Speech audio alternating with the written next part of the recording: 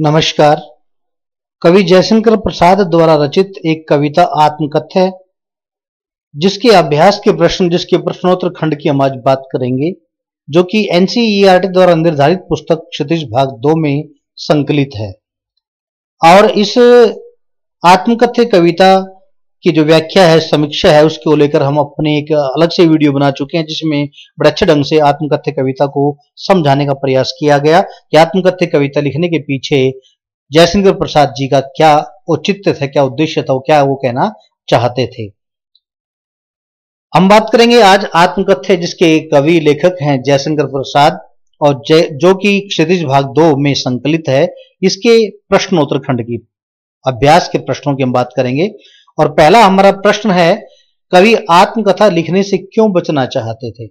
अब आपके सामने सवाल होगा, आपके सामने मन में प्रश्न आया होगा कि ऐसा कौन व्यक्ति जो अपनी आत्मकथा लिखने से बचना चाहता हो। हाँ, जयशंकर प्रसाद ऐसे कवि थे जो स्वयं अपनी आत्मकथा लिखने से बचना चाहते थे। क्यों? उसका उत्तर, यद्यपि हम अलग से अपनी जो वीडियो हमने बनाई है, जिसमें हम आत्मकथ्य कविता की पूर्ण रूप से वैज्ञानिक समीक्षा कर चुके हैं, उसकी वीडियो को आप देख सकते हैं, जिसका लिंक मैंने अपने इस वीडियो के डिस्क्रिप्शन बॉक्स में अलग से दिया हुआ है। उसको आप जरूर देखें, समझें कि आज ऐसी क्या बात थी जिसके कारण कवि जयशंकर प्रसाद अपनी आत्मकथा लिखने से मना करना चाहते हैं। यहां भी संक्षेप में उत्तर दिया, जबकि उस वीडियो में हमने पूर्ण विवरण देने का प्रयास किया। हम यहां बताना चाहेंगे कि कवि आत्मकथा लिखने से बचना चाहते हैं क्योंकि जीवन में बहुत सारी पीड़ादायक घटनाएं हुई हैं। उनकी अपनी सरलता के कारण उसने कई बार धोखा भी खाया। उसने किसने? जयशंकर प्रसाद ने बहुत बार अपने जीवन में धोखा खाया है। कवि के पास मात्र कुछ सुनहरे क्षणों की स्मृतियां ही शेष हैं, जिसके सहारे वह अपने जीवन यात्रा पूरी कर रहा है। उन यादों को उसने अपने अंतर मन में संजो कर रखा है और उन्हें वह प्रकट करना नहीं चाहता है। कवि को लगता है कि उनकी आत्मकथा में ऐसा कुछ भी नहीं है जिसे महान और सेवक मानकर लोग आनंदित होंगे। इन्हीं कारणों से कवि आत्मकथा लिखने से बचना चाहते हैं। यानी कि यहाँ पर हल्का सा संकेत कर दिया इस प्रश्न का उत्तर देने के लिए कि कवि के जीवन में बहुत अधिक पीड़ा है, बहुत अधिक कष्ट है, परंतु कुछ विशेष सुखद क्षणों की जो स्मृतियां शेष हैं, जिनके सहारे अपना जीवन पूरा कर रहा है, उनको वह आम जनजीवन तक नहीं पहुंचाना चाहता।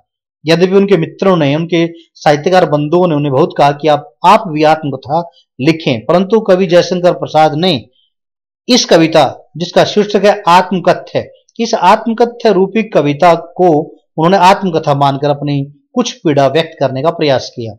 दूसरा प्रश्न हम देखेंगे यहाँ पर। यह प्रश्न हमारे सामने है, आत्मकथा सुनाने के संदर्भ में अभी समय भी नहीं, कवि ऐसा क्यों कहना चाहता है। आत्मकथा सुनाने के संदर्भ में अभी समय भी नहीं, अर्थात आत्मकथा सुनाने का अभी समय नहीं आया है, ये कवि जयशंकर प्रसाद जी क्यों कहना चाहते हैं।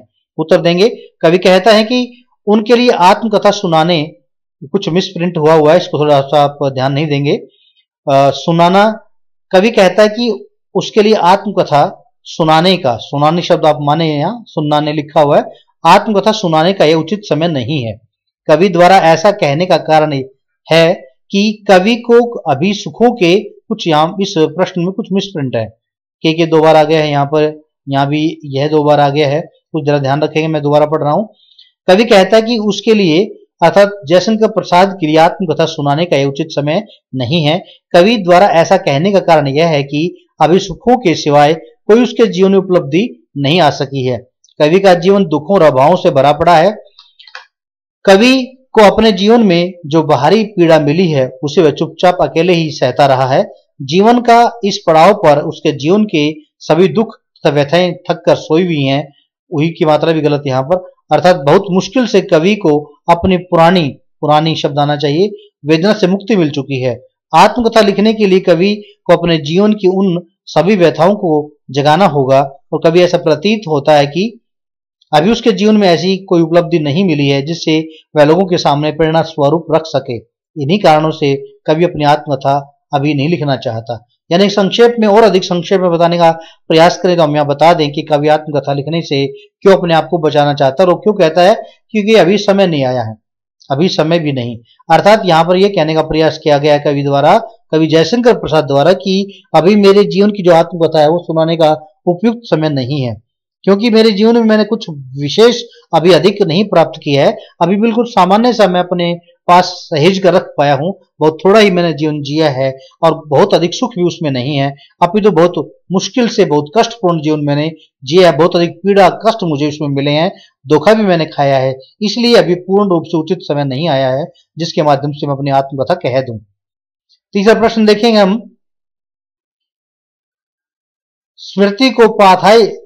स्मृति को पाथेय बनाने से कवि का क्या आशय है? स्मृति को पाथेय बनाने से कवि का क्या आशय है, यानी क्या सहारा, संबल, रास्ता बताना चाहते हैं? स्मृति को पाथेय बनाने से कवि का आशय जीवन मार्ग की प्रेरणा से है। कवि ने जो सुख का स्वप्न देखा था वह उसे कभी प्राप्त नहीं हुआ, इसलिए कवि स्वयं को जीवन यात्रा से थका हुआ मानता है। जिस प्रकार पाथेय यात्रा में यात्री को सहारा देता है, आगे बढ़ने की प्रेरणा देता है, ठीक उसी प्रकार, यहां भी कुछ गलती है, ठीक उसी प्रकार बड़ी की मात्रा आएगी, ठीक उसी प्रकार स्वप्न में देखे हुए किंचित सुख की स्मृति भी कवि को जीवन मार्ग में आगे बढ़ने का सहारा देता है। यानी पाथेय का मतलब सयात्री हम समझ सकते हैं, रास्ता हम मान सकते हैं कि जो जिस प्रकार से यात्री को आगे बढ़ने के लिए रास्ता दिखाता है, मार्ग दिखाता है, उस प्रकार से कवि अपने जीवन में अपनी स्मृतियों को, अपनी यादों को पाथेय मानते हैं। आगे हम भाव स्पष्ट करने का प्रयास करेंगे। कुछ टेक्निकल कुछ खराबी नजर आती है, एक बार हम इसको जरा देख लेते हैं। चलिए, चौथा प्रश्न हमारे सामने, भाव स्पष्ट कीजिए। मिला कहां वह सुख, जो क नंबर पे दिया हुआ है, मिला कहां वह सुख जिसका मैं स्वप्न देखकर जाग गया, आलिंगन में आते आते मुस्कुराकर जो भाग गया। इस प्रश्न का हमें क्या करना है, इस दो पंक्तियों का हमें पूर्ण रूप से भाव स्पष्ट करना है। और भाव स्पष्ट करने के लिए हम आगे बढ़ेंगे थोड़ा सा। इसमें कवि कहना चाहता है कि जिस प्रेम के कवि सपने देख रहे थे, जिस प्रेम के कवि जयशंकर प्रसाद जी अपने जीवन में क्या कर रहे थे, सपने देख रहे थे, वो उन्हें कभी प्राप्त नहीं हुआ। कवि ने जिस सुख की कल्पना की थी वह उसे कभी प्राप्त नहीं हुआ और उसका जीवन हमेशा उस सुख से वंचित ही रहा। इस दुनिया में सुख छलावा मात्र है, हम जिसे सुख समझते हैं वह अधिक समय तक नहीं रहता, स्वप्न की तरह जल्दी ही समाप्त हो जाता है। यानी कि जिनको व्यक्ति जिंदगी भर सुख मानने का प्रयास करता है, समझता है, वो सब कभी बताना चाहते हैं वो सब तो मात्र एक स्वप्न है, छलावा है, वो लंबे समय तक ठहरते नहीं है। दूसरे खंड में हम देखें ख भाग में, जिसकी अरुण कपोलों की मतवाली सुंदर छाया में अनुरागिणी उषा लेती थी निज सुहाग मधुमाया में। अपने प्रियतमा को स्मरण करते हुए उसके बारे में कवि हम बताना चाहते हैं। उत्तर के रूप में हम व्याख्या कर देंगे इसकी। कवि अपने प्रेयसी के सौंदर्य का वर्णन करते हुए कहते हैं कि प्रेममयी भोर वेला भी अपनी मधुर लालिमा उसके गालों से लिया करती थी। यानी कवि अपनी प्रियतमा, अपनी प्रेमिका के सौंदर्य का सुंदर वर्णन करते हुए कहते हैं कि जो मेरी प्रियतमा, मेरी प्रेमिका थी, उसकी जो सुंदर मुखमंडल था, उस सुंदर मुखमंडल से ऐसा प्रतीत होता था कि प्रातःकालीन की जो आभा थी, शोभा थी, वेला थी, वो भी उससे लालिमा चुराती थी, लेती थी। कवि की प्रेमिका का मुख सौंदर्य उषाकालीन लालिमा से भी बढ़कर था, बहुत सुंदर उसका मुखमंडल बताया गया है। अगला प्रश्न हम देखें, उज्जवल गाथा कैसे गाऊं मधुर चांदनी रातों की, कथन के माध्यम से कवि क्या कहना चाहते हैं? उज्जवल गाथा कैसे गाऊं मधुर चांदनी रातों की। अब जो कवि आत्मकथा क्यों लिखना नहीं चाहते थे उसके बारे में भी यहाँ संकेत किया गया है। उज्जवल गाथा कैसे गाऊं मधुर चांदनी रातों की। देखिए, स्वाभाविक है, जो व्यक्ति की जिंदगी कुछ मधुर पड़ाव होते हैं, समय होता है, उसको हर किसी को बताना उचित नहीं समझता। तो यहाँ पर भी कवि वही बात यहाँ पर बताना चाहते हैं। उपयुक्त पंक्तियों से कवि का आशय निजी प्रेम के उन मधुर और सुख भरे क्षणों से है जो कवि अपने प्रेमिका के साथ व्यतीत करते थे। चांदनी रातों में बिताए गए सुखदायक क्षण किसी उज्जवल गाथा की तरह ही पवित्र हैं, जो कवि के लिए अपने अंधकारमय जीवन में आगे बढ़ने का एकमात्र सहारा बनकर रह गया है। इसलिए कवि उनके जीवन की उन मधुर स्मृतियों को किसी से बांटना नहीं चाहता, बल्कि अपने तक सीमित रखना चाहता है। और यह कारण भी था, जो उत्तर हमने यहाँ देने का प्रयास किया, यह कारण भी था कवि अपने आत्मकथा को लिखना नहीं चाहते थे, क्योंकि आत्मकथा में जीवन के यथार्थ का चित्रण अधिक होता है, कल्पनाओं का कम होता है, कल्पनाएं नहीं होती उसके अंदर। सुख हो चाहे दुख हो, उन सभी का चित्रण करने का प्रयास लेखक, आत्मकथा लेखक उसमें करता है। और जयशंकर प्रसाद उसमें अपने निजी क्षणों का वर्णन करना नहीं चाहते थे। आगे बताते हैं, आत्मकथ्य कविता की काव्य भाषा की विशेषताएं उदाहरण सहित लिखिए। जो काव्य भाषा है उसकी विशेषताएं कौन कौन सी हैं इस कविता की, वो हमें देखनी है। जयशंकर प्रसाद द्वारा रचित कविता आत्मकथ्य की विशेषताएं इस प्रकार निम्नलिखित हैं। पहली, प्रस्तुत कविता में कवि ने खड़ी बोली हिंदी भाषा का सुंदर प्रयोग किया है। 2 नंबर पे, अपने मनोभावों को व्यक्त कर उसमें सजीवता लाने के लिए कवि ने ललित सुंदर एवं नवीन बिंबों का प्रयोग किया है। कविता में बिंबों का प्रयोग भी किया गया है। 3 नंबर पे देखिए, विडंबना प्रवंचना जैसे नवीन शब्दों का प्रयोग किया गया है जिसमें काव्य में सुंदरता आई है। 4 नंबर पे देखिए, मानवेतर पदार्थों को मानव की तरह सजीव बनाकर प्रस्तुत किया है। जो मनुष्य से अलग, मानवेतर का मतलब होता है मनुष्य से हटकर अलग। किसके समान माना? मनुष्य के समान माना, मानव के समान माना है। यह छायावाद की प्रमुख विशेषता रही है। अब छायावाद क्या बोला है भाई, यहां बताना जरूरी है। छायावाद के प्रमुख स्तंभ, छायावाद में 4 प्रमुख कवि आते हैं जिसमें पंत, प्रसाद, निराला और महादेवी। पंत का मतलब सूर्यकांत, पंत का मतलब है सुमित्रानंद पंत, प्रसाद जयशंकर प्रसाद, और जो हमारा निराला थे सूर्यकांत त्रिपाठी निराला, और महादेवी वर्मा। ये 4 छायावाद के स्तंभ है। छायावाद एक वाद चलता है हिंदी साहित्य के आधुनिक काल में, जिसका समय आमतौर पर 2 महायुद्धों के बीच के समय को छायावाद का काल मानते हैं। और इस छायावाद के काल में प्रकृति का सुंदर चित्रण, प्रकृति का सुंदर सजीव वर्णन, इस प्रकार आत्मा विव्यंजना आदि विशेषताएं मिलती हैं। तो यहाँ पर कवि बताना चाहते हैं कि मानवेतर पदार्थों को मानव की तरह सजीव मानकर या बनाकर प्रस्तुत किया है इस कविता में। किसमें? आत्मकथ्य कविता में।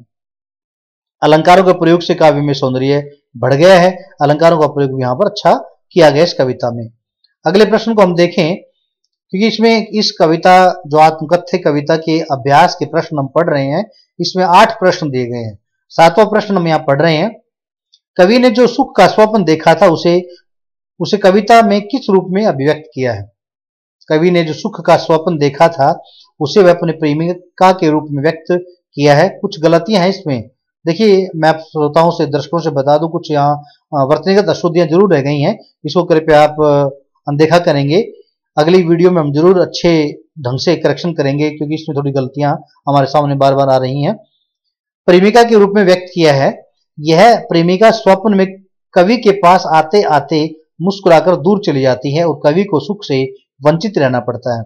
कवि कहता है कि, यहाँ भी की छोटी आनी चाहिए, कवि कहता है कि अपने जीवन में वह जो सुख का सपना देखा था या देखता था वह उसे कभी प्राप्त नहीं हुआ। यानी कवि मानते हैं, कवि देखते हैं कि जो जीवन में उसने सुख के स्वप्न देखे थे वो उसे कभी प्राप्त नहीं हो पाए। अंतिम प्रश्न को ले लेते हैं पहले, इसके बाद हम उसकी गलतियों की बात भी कर लेंगे, और कुछ गलतियां हमने सामने जरूर आई हैं। रचना और अभिव्यक्ति के आधार पर कुछ प्रश्न हमारे सामने यहाँ पर है। इस कविता के माध्यम से प्रसाद जी के व्यक्तित्व की झलक मिलती है, उसे अपने शब्दों में लिखें। यानी कि हम संक्षेप में बताएं तो यह प्रसाद जी के जीवन परिचय की कुछ संक्षिप्त झांकी है। प्रसाद जी एक सीधे साधे व्यक्तित्व के इंसान थे। उनके जीवन में दिखावा नहीं था। वे अपने जीवन के सुख दुख को लोगों पर व्यक्त नहीं करना चाहते थे। अपनी दुर्बलताओं को अपने तक ही सीमित रखना चाहते थे। अपनी दुर्बलताओं को समाज में प्रस्तुत कर वे स्वयं को हंसी का पात्र बनाना नहीं चाहते थे। पाठ की कुछ पंक्तियां उनकी वेदनापूर्ण जीवन को दर्शाती हैं। इस कविता में एक तरफ कवि की यथार्थवादी प्रवृत्ति भी है, तो दूसरी तरफ प्रसाद जी की विनम्रता भी है, जिसके कारण वे स्वयं को श्रेष्ठ कवि मानने से इनकार करते हैं। यानी कि इस कविता का सारांश देने का प्रयास यहाँ पर किया गया कि प्रसाद जी बड़े सीधे साधे व्यक्तित्व के धनी थे। उनके जीवन में कोई दिखावा नहीं था। वे अपने जीवन के सुख दुख को वास्तव में लोगों के सामने व्यक्त नहीं करना चाहते थे। वो मानते थे ये तो जिंदगी का एक पड़ाव होता है। यदि व्यक्ति के जीवन में सुख आए तो दुख भी आएंगे, दुख आए तो सुख भी आएंगे, इनको लोगों को बताना क्या। इसलिए वो अपने जीवन की दुर्बलताओं को अपने तक ही सीमित रखना चाहते थे। अपनी आत्मकथा में उन सभी का वर्णन करना नहीं चाहते थे। इसलिए उन्होंने कहा था कि अभी समय नहीं आया है इस तरह की बातें करने का, क्योंकि आत्मकथा में सब चीजें बतानी होती हैं, परंतु कभी अपनी बातें नहीं बताना चाहता, क्योंकि उन्होंने ऐसे स्वप्न देखे जो कभी पूर्ण नहीं हो पाए। इसलिए उस सुख में स्वप्नों की जो लालसा उसके मन में थी वो पूर्ण नहीं हो पाई, अभी तो अपूर्ण रह गई। इसलिए जीवन में बहुत अधिक दुख उन्होंने सहन किए और बहुत अधिक धोखा भी उन्होंने जीवन में खाया। उन सब वर्णन वो नहीं करना चाहते थे। इस प्रकार से इस वीडियो में हमने जयशंकर प्रसाद द्वारा रचित जो कविता थी आत्मकथ्य, जो कि एक आत्मकथा रूपी कविता थी, जिसमें उन्होंने जीवन के सभी दुखों का चित्रण किया, और जिसके दुखों के चित्रण की व्याख्या करने के लिए हमने आत्मकथा नामक इस कविता की पूरी वीडियो अलग से हमने बना दी है, उसका लिंक हमने अपने इस वीडियो के डिस्क्रिप्शन बॉक्स में दिया हुआ है। आप वहां जाकर उस वीडियो को देख सकते हैं। धन्यवाद।